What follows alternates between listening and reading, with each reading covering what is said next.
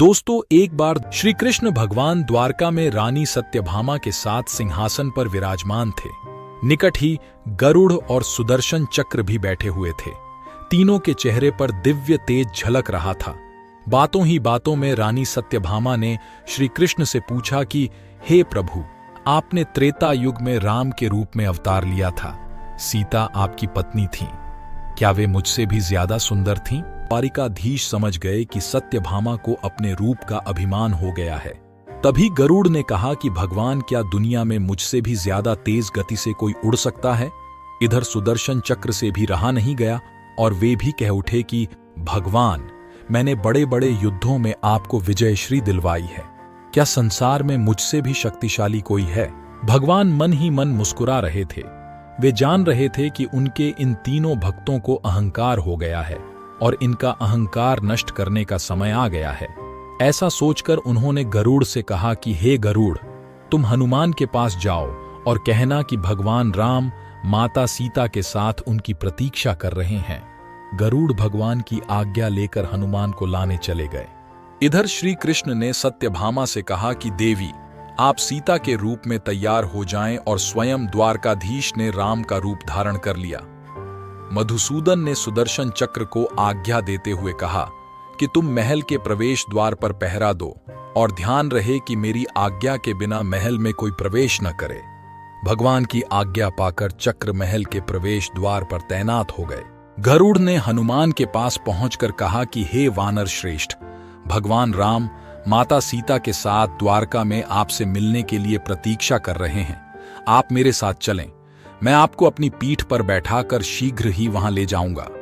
हनुमान ने विनयपूर्वक गरुड़ से कहा, आप चलिए, मैं आता हूं। गरुड़ ने सोचा, पता नहीं यह बूढ़ा वानर कब पहुंचेगा। खैर, मैं भगवान के पास चलता हूं। यह सोच गरुड़ शीघ्रता से द्वारका की ओर उड़े। पर यह क्या, महल में पहुंचकर गरुड़ देखते हैं कि हनुमान तो उनसे पहले ही महल में प्रभु के सामने बैठे हैं। गरुड़ का सिर लज्जा से झुक गया। तभी श्री राम ने हनुमान से कहा कि पवन पुत्र, तुम बिना आज्ञा के महल में कैसे प्रवेश कर गए? क्या तुम्हें किसी ने द्वार पर रोका नहीं?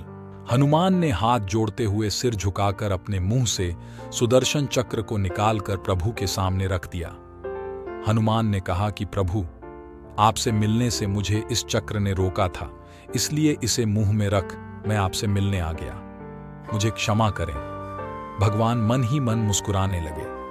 हनुमान ने हाथ जोड़ते हुए श्री राम से प्रश्न किया, हे प्रभु, आज आपने माता सीता के स्थान पर किस दासी को इतना सम्मान दे दिया कि वह आपके साथ सिंहासन पर विराजमान है?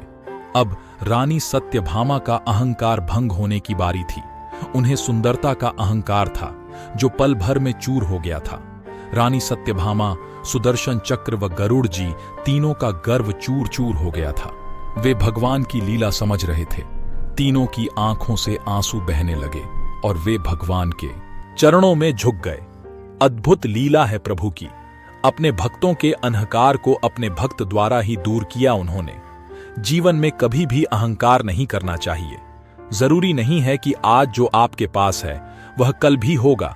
अपने अंदर जरा सा भी अगर अहंकार आने लगे तो स्वयं ठाकुर जी हमसे दूर हो जाते हैं। ठाकुर जी को नहीं, स्वार्थ भक्तों की ही जरूरत है, अहंकारी की नहीं।